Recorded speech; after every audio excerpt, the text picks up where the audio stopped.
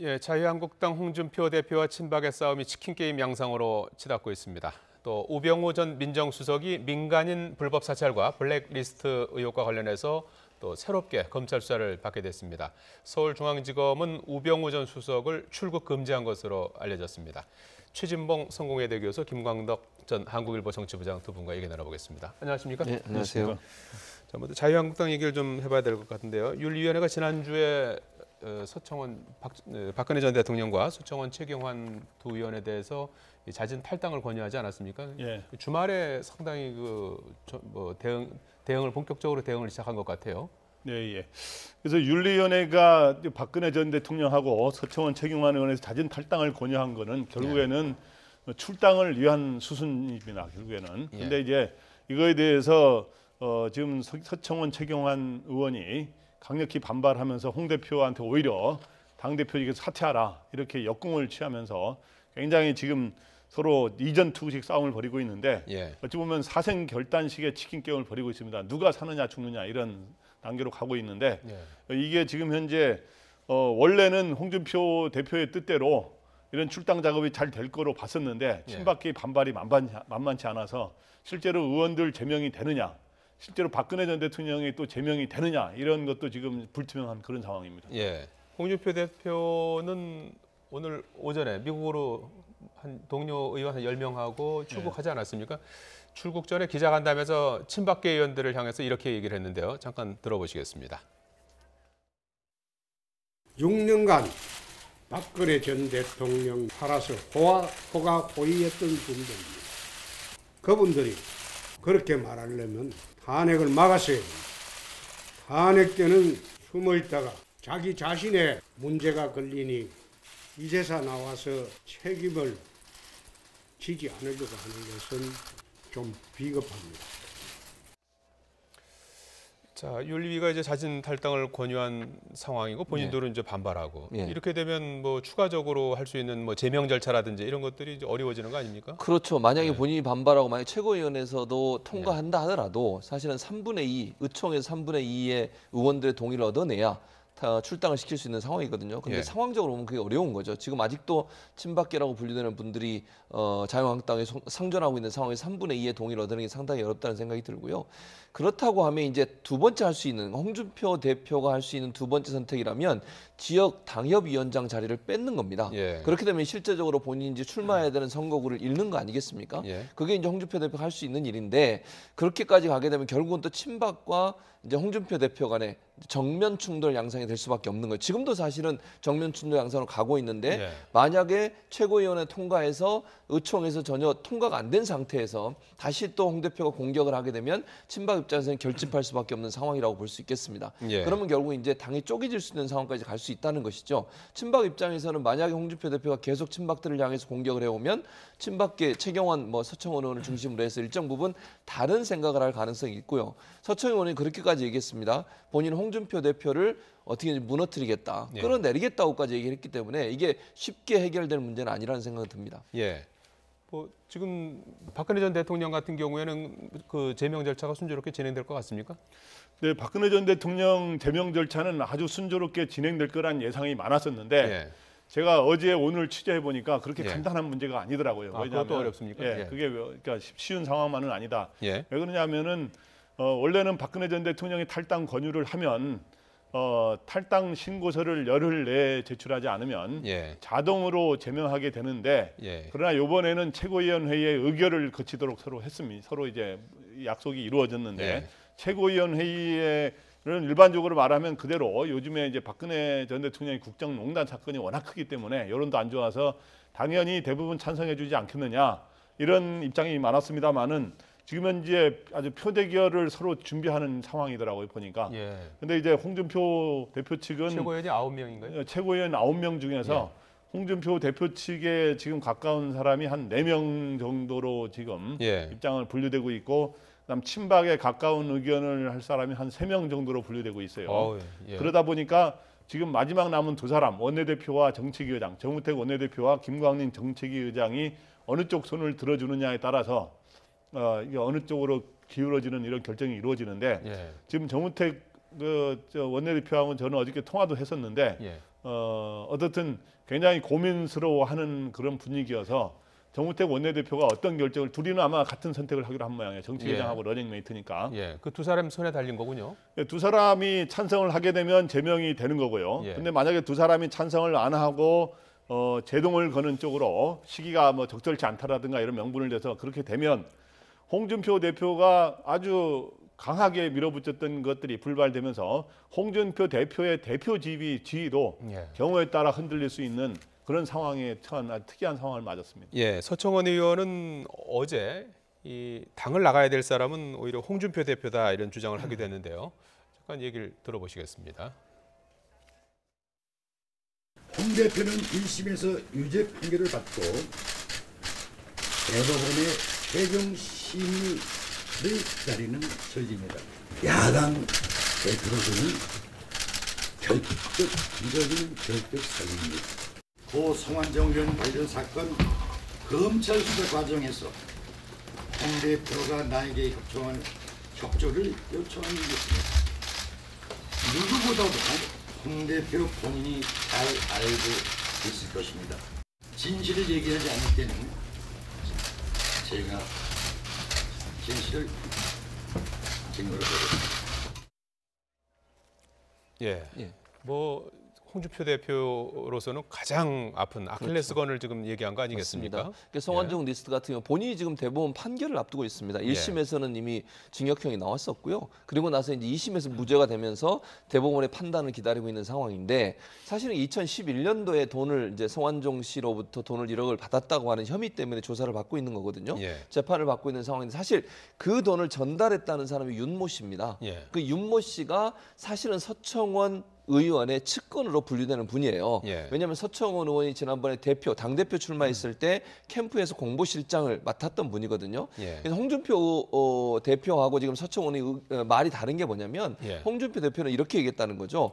그 윤모 씨라는 분이 서청원한테 전화를 해서 서청원은 측근 아니냐, 왜 그 사람이 나를 물고 들어가느냐 같이, 네. 나는 죄가 없는데라고 항의를 했다는 내용이고요. 서청원 의원이 지금 명시적으로 그 뭐 얘기는 안 하고 있습니다. 지금 발표된 내용을 보면 이거 아니겠습니까? 언제가 뭐 진실을 증거로 되겠다까지 그렇죠. 했어요. 그러니까 예. 윤모 씨를 해유해서 증언을 바꾸게 만들어. 사실 1심에서 징역형으로 나온 게 윤모 씨의 폭로 때문이었어요. 근데 2심에서 뒤집어진 게 뭐냐면 윤모 씨가 증언을 바꿨거든요. 그러니까 그 윤모 씨가 증언을 바꾸는 과정에 홍 대표가 서청원 의원한테 도움을 요청해서 서청원은 윤모 씨에게 압력을 가해서 혹시 그런 게 아닌가 하는 추측이 드는데, 문제는 이제 증거가 나와야 되겠죠. 증거가 나오게 되면 홍 대표 입장에서 상당히 어려운 상황에 처할 수 있습니다. 왜냐하면 만약에 증언을 사주하거나 증언을 바꾸도록 그렇게 얘기를 했다고 하면 본인의 죄를 덮기 위해서 증거를 인멸하거나 아니면 증언을 바꾼 거 아니겠습니까? 위증을 교사한 게 되기 때문에 만약 이게 사실이거나 아니면 녹취록이 나올 경우에는 홍 대표가 치명상을 입을 가능성이 있다고 볼 수 있겠습니다. 예.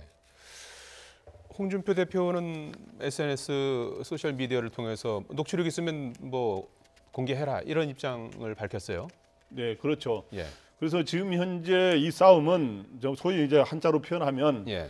홍서지쟁이라고 홍준표 대표와 예. 서청원 전 대표 아닙니까? 과거에 예. 전 대표의 싸움이라고 볼 수 있는데, 홍준표 대표는 이제 소위 과거에 저격수라고 할 정도로 굉장히 공격적이고, 서청원 전 대표 같은 경우도 보면은 굉장히 관록이 있는 대표를 지낸 사람이어서 굉장히 지금 격한 말을 지금 주고받고 있습니다. 그 중에 하나가 지금 바로 서청원 전 대표가 바로 이제 그러한 성완종 사건과 관련해서 부탁했던 거, 자기의 측근인 윤모 씨의 그거에 대해서 좀 어떻게 협조를 해달라라고 했던 거를 녹취록을 갖고 있는 듯이 지금 흘리고 있거든요. 예. 이렇게 있는 상황에서 홍준표 대표 입장에서는 어차피 그에 대해서 녹취록 있으면 뭐 공개해라. 그걸 갖고 판단해보자 이렇게 하면서 이제 또다시 또 역으로 맞대응을 하고 있는데, 예. 어쨌든 홍준표 대표 입장, 뭐 서청원 전 대표 입장에서야 어차피 좀 제명 자기가 처분을 당할 수 있는 위기에 처했기 때문에 지금 방어용으로 쓰고 있는 건데, 예.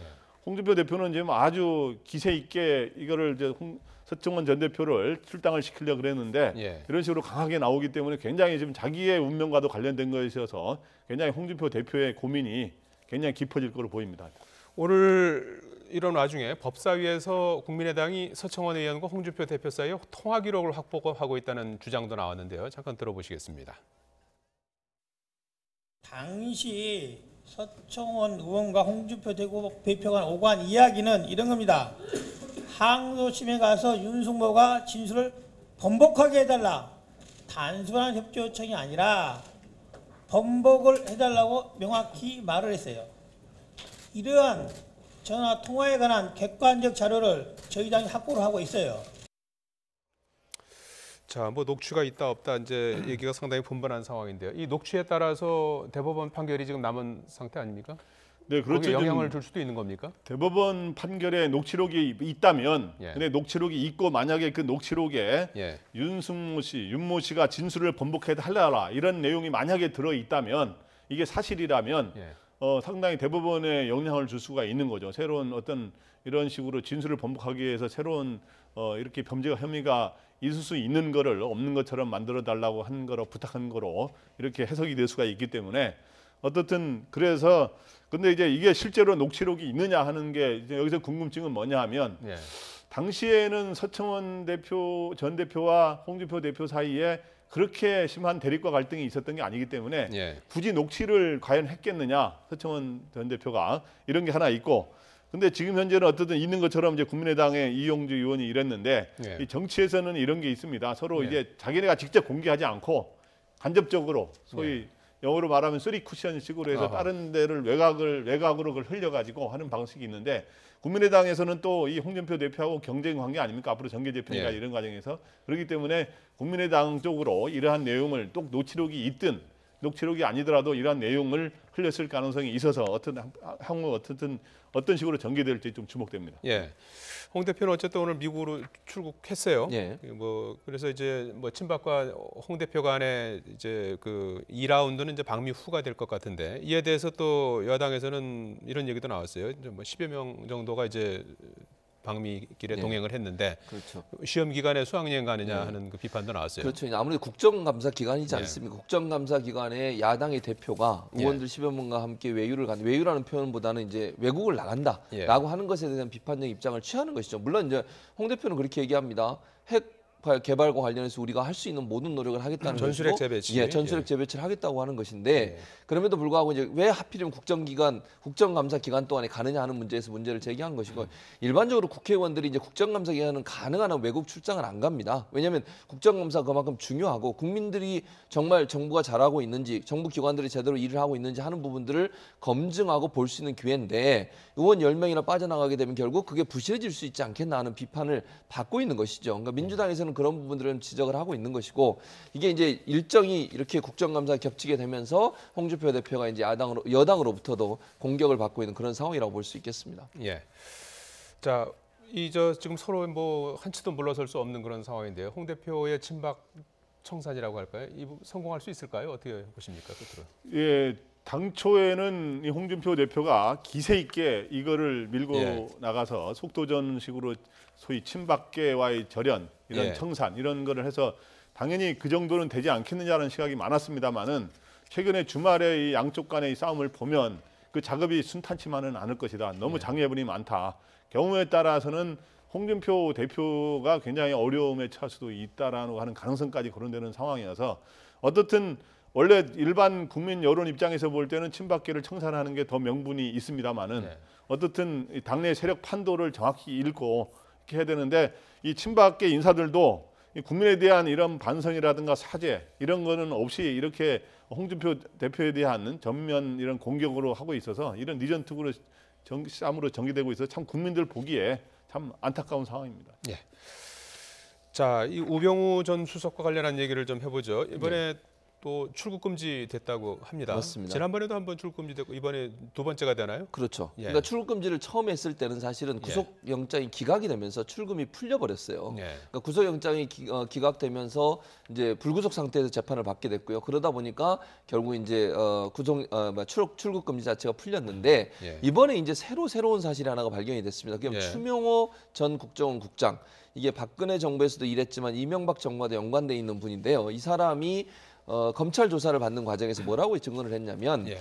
우병우 전 수석이 본인한테 전화해서 사찰을 지시했다. 그 사찰을 지시한 대상이 누구냐면 일단 우병우 전 수석을 감찰하고 있었던 이석수 전 특별감찰관 예. 그리고 우리은행장 그리고 김진선 평창 올림픽 조직위원회 위원장, 그리고 8명의 문체부 공무원들. 그 예. 문체부 공무원들은 잘 아시는 것처럼 블랙리스트 관련돼 있거나 아니면 정유라 지원에 관련된 분, 그런 분들 중에 정유라의 부정적인 부분들을 들춰내려고 내고 했던 노태광 국장이나 이런 분들을 얘기하겠죠. 이런 예. 사람에 대한 조사를 해서, 그러니까 사찰을 해서 보고해달라고 요청을 했고, 그 요청을 받아들여서 본인이 사찰한 내용을 국정원장에게 보고도 안 하고 우병우 전 수석에 직보를 했다. 그러니까 비선 보고를 한 거 아니겠습니까? 예. 그건 개통을 어긴 거 아니에요? 예. 그리고 저는 이해가 안 되는 게 왜 민정수석이 국정원 국장한테 전화를 해서 직접적인 지시를 합니까? 예. 국정원장이 지시했다면 또 모르겠어요. 그것도 잘못됐지만, 그래서 그런 이제 추 국장 같은 경우에는 본인은 사실은 구속영장이 기각이 돼버렸어요. 기각이 된 이유 중에 하나가 저는 우병우 전 수석의 지시를 따랐을 뿐이지 본인이 주도적으로 일을 하지 않았다고 하는 부분을 소명을 하면서 일정 부분 우병우 전 수석의 책임을 밀었거든요. 그러다 보니까 검찰 입장에서는 그러면 실체인 이 범죄의 실체인 우병우 전 수석을 조사할 수밖에 없는 상황이고, 조사를 위해서는 출국 금지를 할 수밖에 없는 상황이었다. 그래서 서울중앙지검에서 우병우 전 수석의 조사에 앞서서 출국 금지를 내린 상황이라고 볼 수 있겠습니다. 예. 이전에도 여러 차례 검찰 조사를 받지 않았습니까? 처음에는 이제 작년에 가족회사 뭐 정강 이런 네. 것에 대한 어떤 비리 의혹이 제기가 됐었던 거고요. 그 다음에는 이제 최순실 국정농단 사건이 터졌고, 최순실 국정농단 사건을 민정비서관, 민정수석으로서 사전에 그걸 잘 알지 못했느냐 하는 부분에 대한 또 추궁이 이어져서 다 이제 빠져나왔었단 말이에요. 이번에 이제 새롭게 제기된 의혹들은 조금은 좀 우병우 수석 입장에서는 요번에 과연 요번에 이 허들도 예. 과연 넘을 수 있느냐 이런 궁금증이 있는데, 예.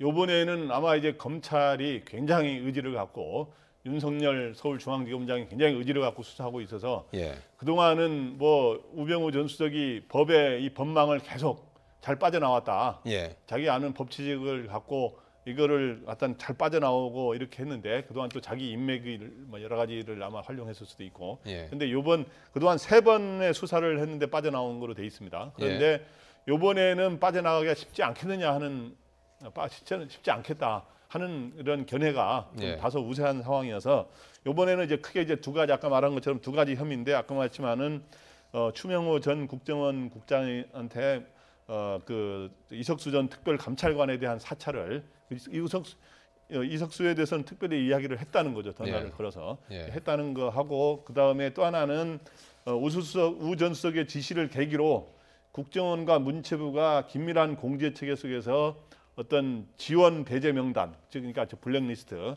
이런 거를 관리를 했다라고 네. 하는 두 가지 혐의예요. 블랙리스트와 이 사찰 지시 혐의인데, 이거에 대해서 이번에 검찰이 굉장히 단호하게 수사하겠다는 입장이어서 이번에는 쉽지 않지 않겠느냐 하는 그런 이야기가 나오고 있습니다. 네. 우병우 전 수석은 그동안에 최순실 모른다는 입장이었는데요. 그랬었죠. 이 추명호 이 국장이 이제 키맨으로서 예. 그 부분에 대해서도 좀 밝힐 수 있는 하나의 또 열쇠가 되지 않을까 예. 그런 기대를 하는 것 같아요. 그렇죠. 그럴 가능성이 있죠. 예. 추명호 전 국장한테 단순히 그러면 사찰만 지시했겠느냐 하는 예. 부분이 또 논란이 돼요.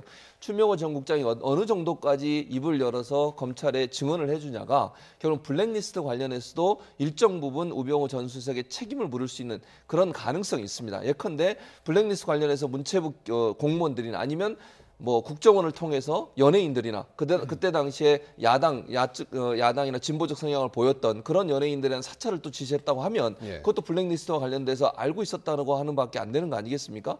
우병우 전 수석이 블랙리스트나 화이트리스트 관리를 하면서 국정원을 동원했다고 하는 증거가 나오게 되면 그게 물론 저는 추명호 전 국장의 증언이라고 보여지고, 만약에 추명호 전 국장이 무슨 서류로 된 자료를 갖고 있을 가능성도 있지 않겠습니까? 예. 그래서 추명호 전 국장을 검찰이 어느 정도 수사하느냐, 그리고 이제 다시 한번 조사를 하게, 지금 구속이 안 되는 바람에 불구속 상태에 조사를 하고 있는데 한 번 더 조사를 할 것 같습니다. 검찰이 추명호 전 국장을 불러 조사한 다음에 그 조사를 근거로 해서 우병우 전 수석을 소환해서 이제 강도 높은 그 증거를 가지고 강도 높은 조사를 할 것이기 때문에 증거가 어느 정도 축적돼 있느냐가 결국 우병우 전 수석을 다시 구속영장을 청구해서 구속 상태로 갈 수 있느냐 없느냐를 판가름하는 기준이 될 것 같습니다. 네. 한마디만 덧붙이면은 추명호 전 국장하고 우병우 전 수석에 대한 수사가 제대로 된다면 이 두 사람과 그다음 문고리 비서관을 알렸던 안봉근 전 비서관 예. 그리고 최순실 씨 이 사이 내삼 사이에 특수한 사자 커넥션 관계였다는 이야기가 나오고 있거든요. 그렇기 때문에 이 네 사람과의 관계 속에서 최순실의 국정농단을 과연 우병우 전 수석이 과연 진짜 덮어주고 이랬느냐 이런 것들이 규명될 거로 보입니다. 예. 그리고 오늘 국방부의 5.18 특조위 중간 활동 결과입니다. 최종 예.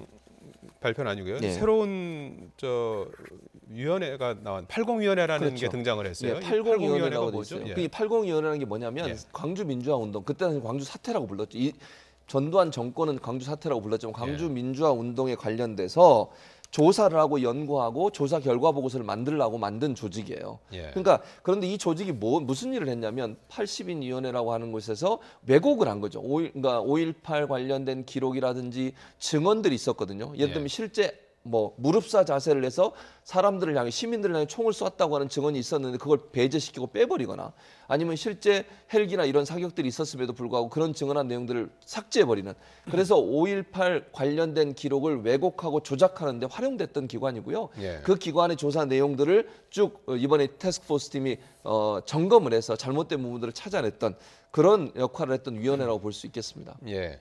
이 밖에 5.18 관련 기록을 이제 이 80위원회가 출범한 게 이제 80년 85년. 5.18 민주화운동 이후에 예. 5년이 이제 지난 시점에서 만들어진 위원회 아니겠습니까? 예. 그 사이에 이제 일어났던 여러 가지 역사 이런 부분을 좀 왜곡하는데 동원이 된 위원회다 이렇게 봐야 되는 겁니까? 바로 정확한 거죠. 역사 왜곡을 위해서 만들었다고 볼 수 있는데 예. 그동안 이게 이제 새로 나온 겁니다. 오늘 이 내용은 그동안은 노태우 정부 때 만든 1988년 예. 노태우 정부 때 만든 그 5111 연구반 또는 이런 그다음 5.11 분석반이라는 이런 이야기로 불린 게 있었는데 이거는 이미 있었다는 게 알려져 있었습니다. 예. 그런데 이 전에 그로부터 3년 전에 1985년에 전두환 정권 시절에 국무총리실과 안기부 등이 주도하는 이런 광주 사태의 진상규명 실무위원회라고 그래가지고 당시는 약간 광주 사태라고 불렀다 그랬죠. 군사정권 때 이렇게 해서 이게 말은 진상규명인데 사실은 자신들에게 불리한 내용을 이거를 조사를 해가지고 불리한 내용을 빼가지고 왜곡을 함으로써 자기들의 불리한 뇌관을 제거하는 그러한 역할을 하는 위원회였다. 그런데 이거에 대해서 과연 80위원회가 구체적으로 어떻게 그걸 왜곡했느냐 하는 이런 구체적인 내용은 지금 현재 이런 이 5.18 특조위에서 예. 계속 조사 중이라고 합니다. 예, 여기서 최종적으로 이제 계엄군의 헬기 사격이라든지 뭐 전투기 출격 대기 의혹 이런 부분은 이제 앞으로 차차 조사를 조사를 거죠. 하겠다. 사실은 이제 예. 헬기 조종사들이나 그 당시에 무장수라고 그래서 하사관들이 그 무기를 싣고 헬기에 타지 않습니까? 예. 그 사람들의 증언들이 지금 나오고 있는 상황이라서 완결이 안 됐지만 헬기가 기총사격을 했다는 뭐 예. 증언들도 많고요. 실제 또 전일 빌딩 같은 흔적이 남아 있기 때문에 국가조사에 의해서 기총사격 흔적이라고 나왔기 때문에 제가 볼 때는 이 부분도 곧 머지않아 증명이 될 것으로 그렇게 생각이 됩니다. 예. 자, 끝으로 한 가지만 좀 여쭤봐야 될 것 같은데 문재인 대통령이 오늘 청와대 수석보좌관 회의에서 공공기관 채용 비리에 대해서 특별히 지시를 했어요. 진상 조사를 하라고 하지 않았습니까? 네. 상당히 지금 뭐 심각한 문제 아니겠습니까? 네, 진상 조사하고 만약에 그 사실로 밝혀지면 예. 불법으로 채용된 사람을 무효화하라까지 이야기를 했는데 예. 그럼 왜 이런 지시를 했느냐? 일단은 지금 최근에 강원랜드 사건으로 이런 채용 비리는 앞으로 없애야 된다라고 하는 그런 당위적인 이러한 필요가 있는 거고요. 또 하나는 이로 인해서 불법 채용으로 인해서 굉장히 상대적으로 박탈감을 갖는 청년 실업자들을 유로하는 그러한 마음이 달래는 그런 게 있고 또 하나는 이거를 그러다 보면 이때 이 채용 비리 이걸 청탁한 국회의원이나 이 권력자들은 최근에 9년 보수 정권의 사람들이 많을 거 아니겠습니까? 이런 사람들의 이러한 적폐를 청산하겠다고 하는 그런 의도도 실려 있는 것으로 보입니다. 예. 이번 기회에 좀 공공기관 채용 비리가 좀 뿌리째 좀 뽑아져야 될 텐데 그렇죠. 말이죠. 예. 맞습니다. 이제 문재인 대통령이 주장하는 게 그거 아니고 부정과 비리를 척결하겠다는 게 문재인 대통령의 주장이고 예. 지금 공공비리 같은 것도 지금 말씀하신 강원랜드 사태가 전체 신입사원 중에 95%가 옆에서 채용을 해달라고 요청하고 요구한 권력자들에 의해서 채용이 된 거 아니겠습니까? 예. 정말 총체적인 부실이라고 볼 수 있고 이게 단순히 강원랜드 사태로 끝나지 않을 거라고 저는 봅니다. 예. 문재인 대통령이 이렇게 공공기관 전체의 채용 비리를 다 조사라고 한 것은 전수조사를 통해서 공공기관의 잘못된 관행을 바로잡겠다고 하는 그런 강력한 의지의 표현이다 이렇게 볼 수 있겠습니다. 예, 정가수 짚어봤습니다. 최진봉 성공회대 교수, 김광덕 전 한국일보 정치부장이었습니다. 두 분 고맙습니다. 예.